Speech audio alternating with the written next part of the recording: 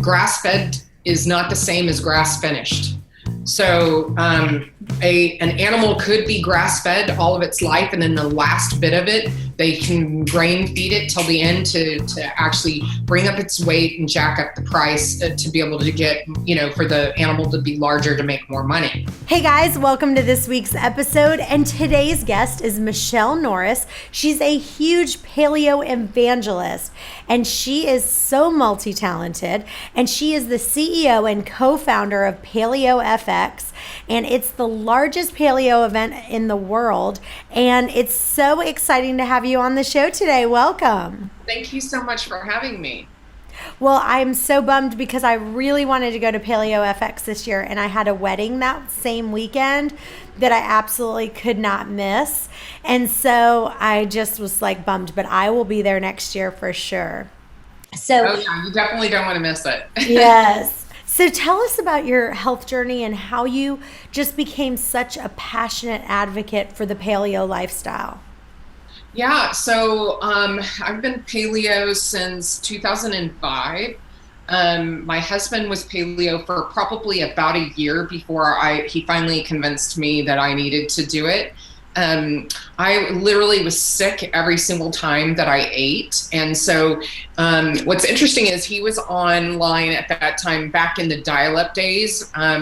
He was online talking to Rob Wolf and Art Devaney, and they were talking about paleo and celiac and that type of thing. And so Keith was convinced just by my symptoms that I probably had some form of celiac. And so he went paleo and actually was able to eliminate a high blood pressure issue that he had that was supposedly genetic. And because nothing that he did seemed to help it, like he stopped drinking coffee, salt, all of the normal things that they tell you to do to get your blood pressure under control. So he did this. And then what was interesting is I'm a trained chef, and my specialty at that time was Italian. So I made my own homemade pizza dough and pasta and all of that. Wow. And so what was interesting is when Keith went paleo, if I made anything for dinner that was not something he could eat, he would make his own dinner. And so this went on for like a year, and he would tell me from time to time when I would be, complaining about how bad my stomach hurt or how bad I felt or how brain fogged I was or anything. I really, I think you have celiac and everything, and you should probably get that checked out and maybe try out this paleo diet thing. So I decided after I got tested and I tested negative, the doctor actually wanted to, because I was explaining my symptoms and they matched, he was like, I really think you do have this celiac. He said, so what we want to do is do a biopsy of your colon. And I thought, no. How about I just take this out of my diet and we see how that works? So that's what I did. And after 3 weeks, literally all my symptoms were gone. Wow. And oddly, that's of course too, all of the symptoms of early onset rheumatoid arthritis were also gone. So, and anybody out there that knows anything about rheumatoid arthritis understands that it goes into remission. It does not, it just doesn't go away. I don't have it at all. So that was a complete misdiagnosis. And what was interesting is I also had some really low back pain and knee pain that I didn't even recognize that I had until it was gone. And so that was gone.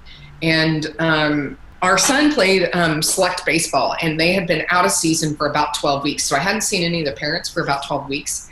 And at about 6 weeks of being paleo, I'm back down to a little bit lower than a size 6. They saw all of us, we saw each other for the first time after all this, after 12 weeks. And everybody kept going, oh my God, you look amazing. You've lost so much weight. You look so healthy. Your skin's so glowing. Well, I was going to say your skin is really gorgeous. I was going to ask you, I said, I mean, if you're listening to this, you can also watch this as well. But if you look at her skin, it is truly glowing right now. So thank you so much. But yeah, I mean, like they were all just asking me, and I hadn't done anything. I was just eating paleo. And so I hadn't even been trying to lose weight which, you get on those little kicks when I gotta lose weight. I gotta lose 10 pounds. I've got this coming up or that coming up or whatever. And I hadn't done that. And I have not fluctuated in weight since then, except for up or down about 4 pounds. And just very little since that time, other than a health issue that came up in 2015. And I battled that for about 2 years, and I'm finally doing okay with it. But so that's really, it's interesting because when all of those parents were saying, you look so amazing, you've done, that was when the light bulb went off for me. That's the moment Keith says a Paleo Evangelist was born, because I recognized this was information that could actually help people. And I was like, oh crap. So the denial went away, the being angry went away. And then I, just decided that I was going to start helping people figure this out. I stopped writing for all of the other websites, and I created my own website at that time that I no longer have because I don't have time. So anyway, it's, but yeah, that's kind of how everything's got started. So tell us what your diet is like. Like, talk to us very specifically about, let's talk about what you ate yesterday. And also, would you say that you're paleo 100% of the time? Like, I know some people who are like, I'm paleo, but I eat a little bit of dairy here or there. Or they might say, I'm paleo, but, maybe once a month I'll kind of have like a cheat day. Some people are paleo. One of the things that's funny lately I've been hearing, and for me personally, the majority of my diet is paleo as well, but I don't do well with eggs. I don't feel good when I eat eggs. I love them and I wish I could, but unfortunately, I'm kind of the same way with, celiac. I feel terrible. I have some issues that come up when I eat eggs. So I would say I'm paleo, but I don't. Some people do dairy, a little bit of dairy. I don't do any dairy, and I don't do eggs either. So what would you say that is for you? Okay, so this is the thing. There's two things. There's paleo, and then there's primal. And primal is that you do everything that paleo does, but then you can do dairy. And the dairy is only if you are actually you don't have issues with it, you can actually consume it. The thing is that there's a lot of people that cannot. I am one of the people that I've got an enzyme in my makeup, my genetic makeup, that I break down dairy and I don't have any issues with it. The other part of that too is there's so many people that believe that they're lactose intolerant or casein intolerant, when in actuality, what the problem is the way that we process our dairy here. We do ultra high pasteurization, which is really high temperatures, and we destroy all of the good enzymes and all the good bacteria that is in dairy. And then what we do is we fortify it, and we put back in synthetic vitamins to fortify the milk. And we also do homogenization, which also is another process that breaks down the dairy and the proteins. And also, because we do this fortifying with these for shelf life and for lots of reasons, but we fortify it with synthetic vitamins, your body doesn't recognize those and cannot break those down. And so the problem is a lot of people who think they're lactose intolerant really are intolerant to the synthetics and the way that we process dairy. So raw dairy can be a really great alternative for people to check out and to try and see if they do okay with it. Not everybody's going to do okay with it. If you have the genetic makeup for it, then you can break that down and you're not going to have a problem with dairy. And most people who travel overseas into Europe and everything, where they don't have ultra high pasteurization and homogenization like we do, and don't do all the stuff we do to our foods here, can usually eat grains and gluten and all of that stuff over there, because it's completely different than the way that we process everything here, and a completely different type of wheat over there that compared to what we have. We have what we call dwarf wheat, which is very fast growing, super high gluten content wheat, and they don't use that same wheat. They use the wheat that our grandparents used way back in the day when bread and wheat and all of that stuff didn't actually really harm us because we didn't have to. Gluten is just so harsh. It's harsh for anybody. Even if you don't have a gluten issue, you will eventually have a problem at some point, more than likely. And from what is the science is showing, you will likely at some point have a problem with gluten, even if you currently don't. So my diet is pretty clean. I am not perfect by any means. I will cheat definitely. And this is the thing that's come up for me. My diet is actually not much longer true paleo, what people would call very true paleo. I eat a modified Mediterranean keto diet.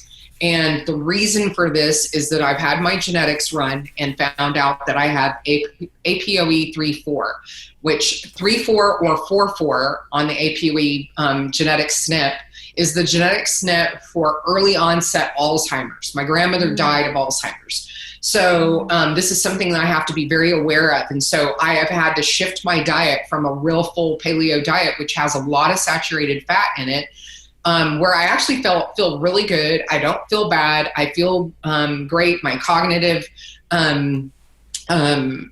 performance is really pretty good. The problem is long term, it will cause me cognitive issues. So my risk factor is at 30%. And of course, having already had a family member die of Alzheimer's, that and actually I believe on both sides, my grandmothers on both sides, my father and my mother's side, both had Alzheimer's when they died. And so that's something that I have to be very mindful of. And so I have switched to that where I do a lot more monounsaturated fats and very little saturated fat. And so give people examples of that.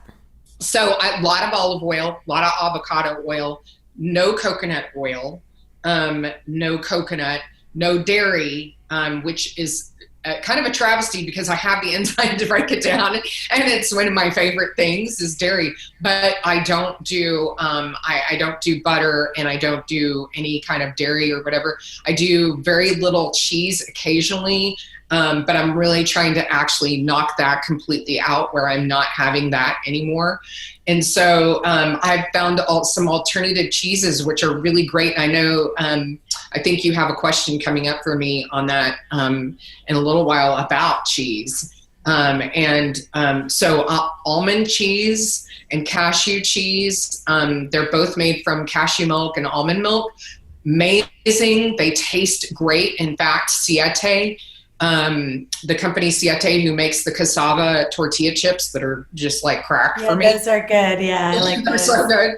They have a new queso out. They have a Blanco and a cheddar queso, and both of these are made with nut milks. Wow, I haven't seen those. What department are they in? Are they with the other dairy? Yes, they're by the dairy, and they're usually refrigerated because those do need to be refrigerated, but they are so good. You cannot tell the difference between them and regular cheese, and they are so good. And if you don't have any issues with nuts, then this is a really great alternative. And the other part of it too is that those nuts are both low in saturated fats and higher in monounsaturated fats. The only thing too that you have to worry about is that you want to make sure you're staying away from the omega-6s, which is the polyunsaturated fats. And so those do have a little bit of that. So I wouldn't do it every day, but like having some of that cheese, once a week or every couple of weeks, that's a great cheat and is something that won't cause you usually health issues. So do you have any brands, every once in a while I'll experiment. The other day, I had have you heard of the Friendship brand of dairy, like Friendship? There's a brand called Friendship, and it's a brand of dairy, and I just had a little bit of cottage cheese because for some reason I was like, I'm really craving cottage cheese. And so, like I said, 95% of the time I don't have dairy, but once in a while I'll just be like, I'm having some. And I had it, and I felt amazing. So Is there any brands of dairy that you would say, hey, these brands maybe are better because the cows that they're doing, they're, antibiotic free, hormone free, and, I can digest this easier, and it's not so ultra pasteurized like we talked about? Do you know any brands that you go, if I'm going to have dairy, here's my go-to? Yes. So here, I'm not sure if they're available everywhere, but there's, it's called Mel King. And they do low heat pasteurization, no homogenization. They don't fortify. And so you're getting as close to raw as you can legally.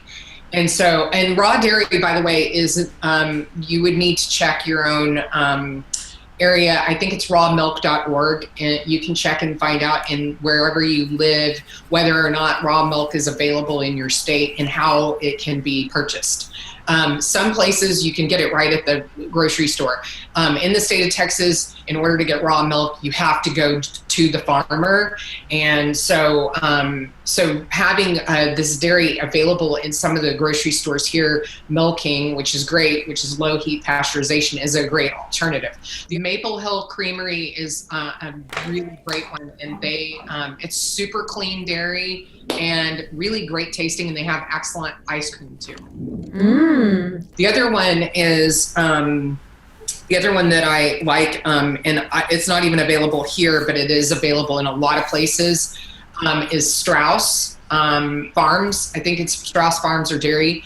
Kite Hill Creamery is an alternative dairy, and that's amazing. And they actually make nut milk products like sour cream and that kind of thing.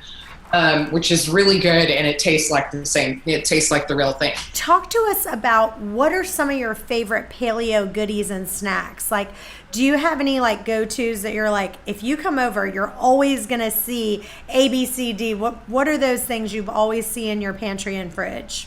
You're always going to see Siete chips in my pantry. And the queso. Yeah, and the queso. And you're gonna see, I love Epic bars. Epic bars are one of my favorites. And then there is oh goodness, I can't think of the name of it right now. They actually came to PaleoFX and launched at PaleoFX, and they're not even on the market yet, but they're going to be here really soon, and I'll send you the information on that. It's pecan butter and beef sticks, and that sounds really weird, but the combination of the two of them together are incredible. I was just blown away. That's another thing, is pecan butter is also another one that's lower in saturated fats, a little bit higher in monounsaturated fats. But again, any kind of nut has omega-6s, so you got to be careful with that, not eating a ton of it. But so that's another one that when it's available on the market right now, I have just my stash from PaleoFX that I was able to get from them. But when it goes on the market, I can guarantee you that one will be in my pantry all the time. I almost always have some type of really good chocolate. Curacao is a good one. Taza chocolates, love them. I like Q, which is part of Hugh Kitchen, which is up in New York and everything. I'm not sure where all they are at, but I know for sure they're in New York. Their chocolate is amazing. And I have just a little bit of that too, because of course the saturated fat, so I have to watch that intake there. So, but those are the treats that you're gonna find usually in my house, and I always have fruit. All right, let's jump right into the questions. This next one is from Nora in Houston. She says, I ate 100% paleo before I had my daughter while I was pregnant. I kind of stopped and ate whatever I want. She is 1 month old, and I'm ready to start working on my post-baby bod. Paleo worked really well for me in the past, but my friends are saying that it's not good for breastfeeding mothers. Is that true, and how can I be sure my baby is getting everything she needs? Nora in Houston. Okay, so we've had a lot of babies now born into the paleo sphere, who their parents are would be. I would say I don't know very many people that are 100% paleo because it's kind of difficult. But at the end of the day, there's a lot of people who are almost very, very strict about the way that they eat and their paleo, and have had children. And I have seen that those children are probably the strongest babies that I've ever seen. Like, they can actually lift their heads at a very, very, very, very early, which is, not common, and that they do very, very well. Breastfeeding at paleo breastfeeding, in my opinion, is probably one of the healthiest things you can do for your baby. Now, you're also an individual. You're completely unique, and so is your baby. So my recommendation is talking to your pediatrician and to your doctor. And you need to make sure that you have some type of functional medicine doctor, pediatrician, integrative doctor who actually understands paleo and does not have the whole saturated fat mentality about that, because that means, and honestly, if you have a doctor that still touts that crap, run as far away from them as possible, because that clearly shows that they're not doing any homework. They are not up on science. They are not at all abreast of what's happening. No pun intended there. But my recommendation would be to talk to your doctor and find out if everything's okay for you and your baby. But anybody telling you that it is not healthy, that's just not true. I think I've seen the healthiest babies I've ever seen in my entire life come from paleo parents and are being breastfed while the mother is still paleo. And the only thing that I would say is you want to make sure that you are getting all the nutrients that you possibly need to make sure that your baby's getting all the nutrients that they need. But that's totally not true. And there's a lot of paleo parents out there that, you can look at paleomom.com, Dr. Sarah Valentine, and Sarah Fergoso, and a lot of parents that have done, Isabella Wentz. These are all people that have had children that are paleo. So great. Okay, Anna in North Carolina. I struggle with psoriasis and have found that intermittent fasting combined with paleo diet have really helped clear that up. I'm feeling and looking so much better. The only thing I truly miss in my diet is cheese. It's my favorite food group, LOL. I've heard that if I want to reintroduce some cheeses, that there are some better than others, such as goat cheese. Is that true? Is goat cheese the way to go? And what else do you recommend? Okay, so going back to the cheeses and everything, goat cheese is definitely can be non-inflammatory for some people that actually can't handle dairy. So the thing that I would look at is find out if you know what your genetics are and you have the enzyme for breaking down dairy, then I would look at raw milk dairy, and raw milk cheese is available widespread. You can get that anywhere at any grocery store. You just need to look and see that the cheese is raw milk cheese. And so I would try that out and see if you do okay. One of the things that you want to do is you don't want to take it while you're eating any other inflammatory foods that could be causing any issues. So you want to try it out, see how you feel, and then, move on. Give yourself a few days before you do anything else that could possibly be inflammatory, so that you know for sure one way or the other if this is inflammatory or if it's not. Again, if you don't have any issues with any type of nut milks or anything like that, that's an excellent alternative. And let me just say, they're really good. I am really impressed with how good some of these cheeses from nut milks taste. And so that's what I would do, is I would just test out some of those things, and I would try the Siete. If it's in your grocery store, you can probably look around and find out where you can get it in your area. But Siete quesos are so good. I can't wait to try them. Yeah. They're really good. So those are the things that I would do. But yeah, goat's milk cheese is definitely definitely try that and see if that works for you. How you feel. All right, Lisa in Massachusetts, can you please help settle this debate between me and my husband? I've always heard that nuts are allowed in the paleo diet, while he claims they're off limits because they're legumes. The internet shows conflicting answers. Who is right? Okay. So this is the deal. The only nut that's a legume is a peanut. And so peanuts are definitely out for paleo. And one of the things with peanuts is that they have antitoxins in them, lectins, and these phytotoxins that you definitely want to stay away from. They also have a mold that cannot be cooked out of them, so you can't get away from it. That's one thing that I would definitely look at. If you go to the Whole30 website, they have a legume. You can just even Google it, legume manifesto. You'll see why you want to stay away from peanuts and some legumes. So this is the thing. Nuts and seeds are definitely and absolutely part of the paleo diet. And so the thing is that there are a lot of inflammatory issues regarding nuts. It doesn't, so some people can eat them and some people cannot. Now, as far as being paleo and everything, if you look on the Paleo FX floor, and we have all the banned ingredients in our, so our exhibitors that come onto our floor are not allowed to bring banned ingredients. That would be the legumes, that would be the peanuts. Yeah, the peanuts. So those are the things. But almonds, pecans, walnuts, particularly macadamia nuts, cashews, those are all fine. You just want to limit them to a very small amount in your diet because of the fact that they have omega-6s, and you want to keep your omega-3, omega-6 ratio as close as you possibly can. We do a lot of foods particularly in America that have lots of omega-6s, so you want to try to stay away from that. But nuts and seeds are absolutely paleo.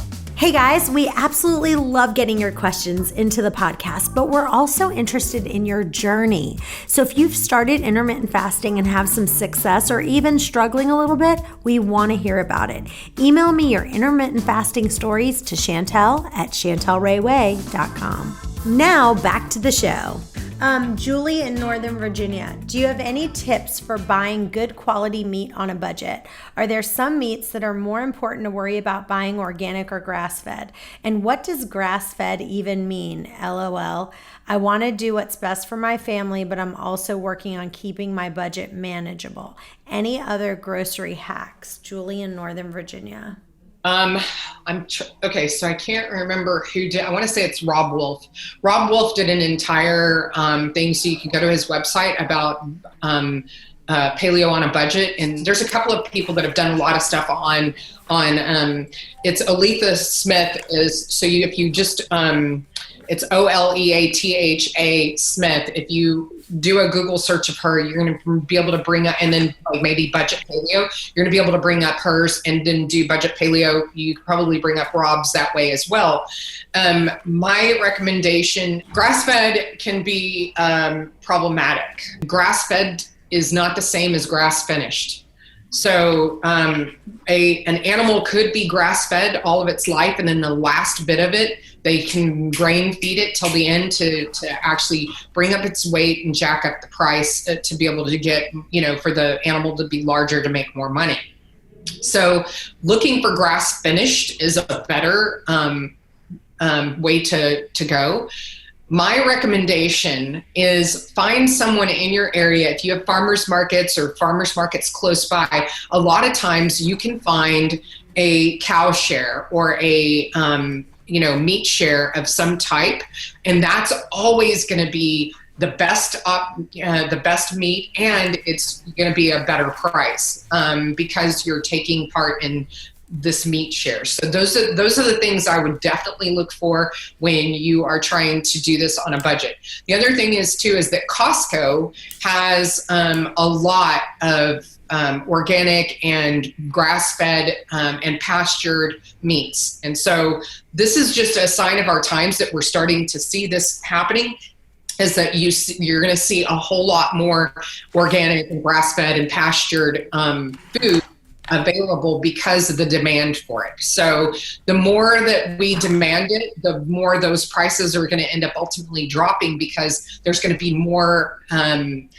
producers that will come into the mix. The thing is that at the end of the day, make the best choice and don't worry about it. You need to just do what's best for your family and make the best possible choices that you can at the moment, but don't beat yourself up if you cannot afford, because breastfed meats right now can be a little bit pricey on the more fine cuts, like, steaks and that type of thing. Stick to roasts, stick to larger things like that, and you're going to have better pricing with regards to those. Same thing with you can really get pretty good grass-fed, ground grass-fed meat prices. If you have a Sprouts near you, they usually have once or twice a month, they usually have the grass-fed meats on sale, and they're by far one of the best places where I would say to get meats and everything, and you usually get a really great price. But like I said, at the end of the day, make the best possible choice you can for yourself and for your family and for your budget,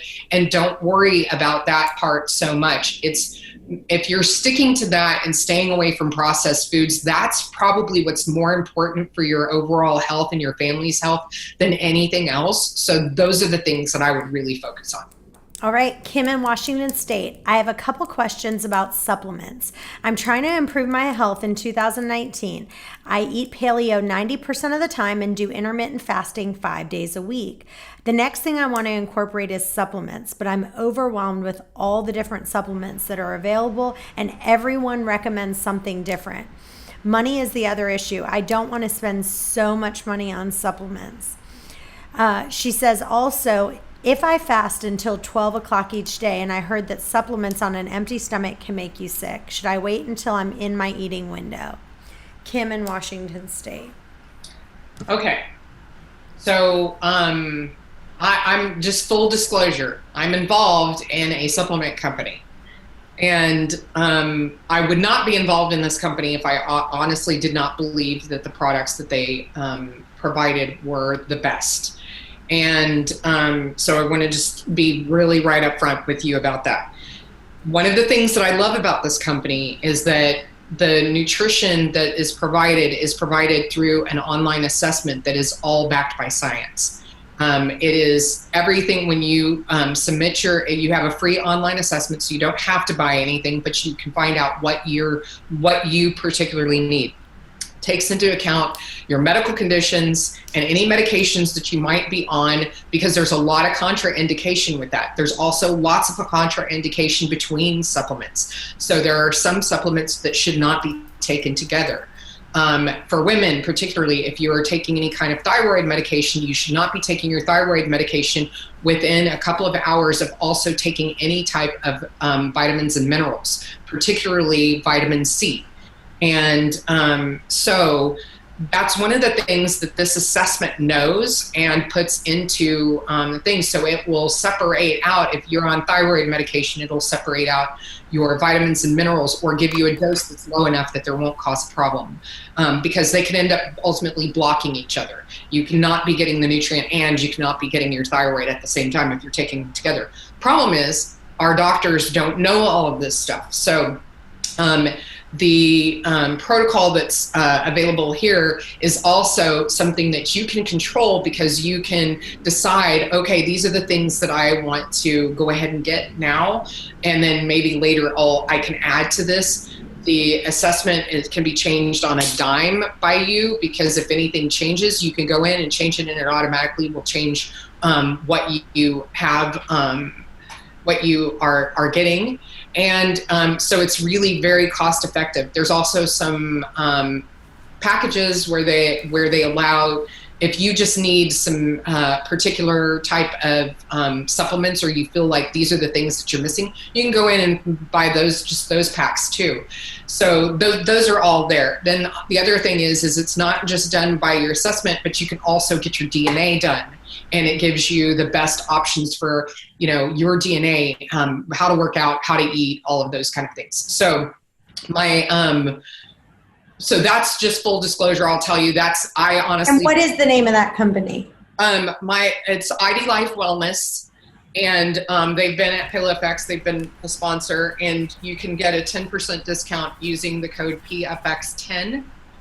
but it's ID Life Wellness, all one word, IDLIFE wellness.com.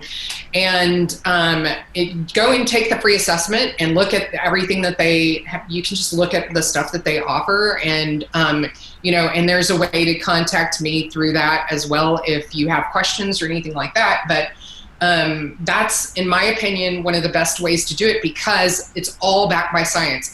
It's all scientific. It's not me there, you do a quiz and then it funnels you into, 3 possible things, which is what most people or most companies that say they're customized or personalized, that's usually what they do, is that they funnel you into 3 weighting categories. This is zero-based. So that means that as soon as you start the assessment, it starts building yours. It does not funnel you to something. So it is truly customized to the individual. It's also dose specific to the person. So if I go into GNC and I pick up a bottle of vitamin A off the shelf, and then my husband walks in and picks up the same bottle, it's not going to tell him to take a different dose of vitamin A than it's going to tell me.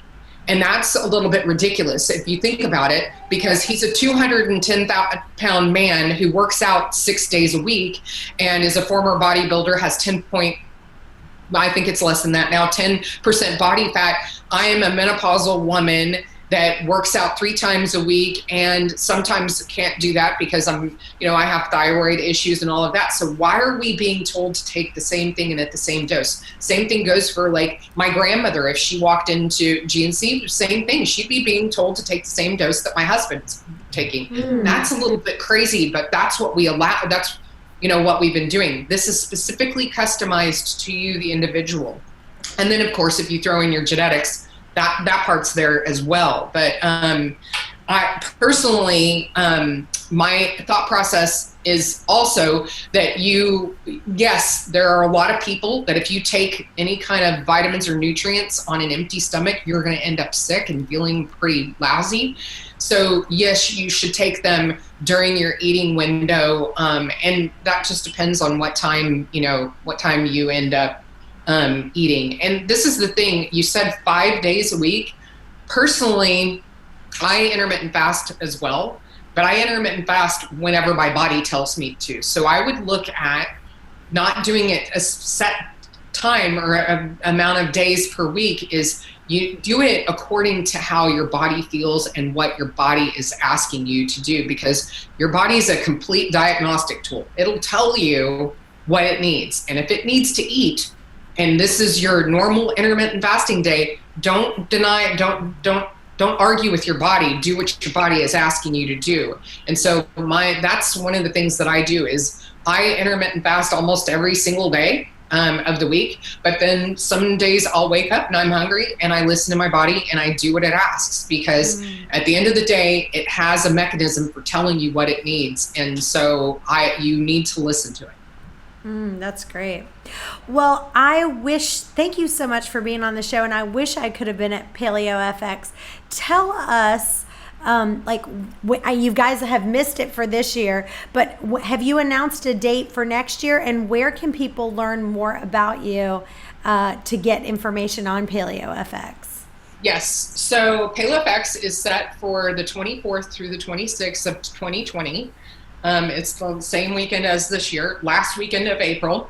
The day before Health Entrepreneur FX event, for those of you that are in the health and wellness space, not necessarily a health practitioner, but if you're anybody that's in the space of wanting to help people get healthier, even if you're creating a food or a treat or whatever that's a healthier alternative, these are the entrepreneurs that we want to support. And so that's why we created Health Entrepreneur FX. So that's on the 23rd, the day before Paleo FX. And they can go to paleofx.com. And we have really great, if you go on there right now, the pricing right now is, I think we're in our early bird pricing. So you'll definitely want to check that out if you want to come, but it's a lot of fun, and there's nothing that beats being at a live event. So. That's awesome. And your blog on Paleo FX is really fantastic. You've got some great questions. One of the ones I was looking on there, and you have one blog on there. It's called Constipation Cures, 5 Natural Ways to Fix Your Poo.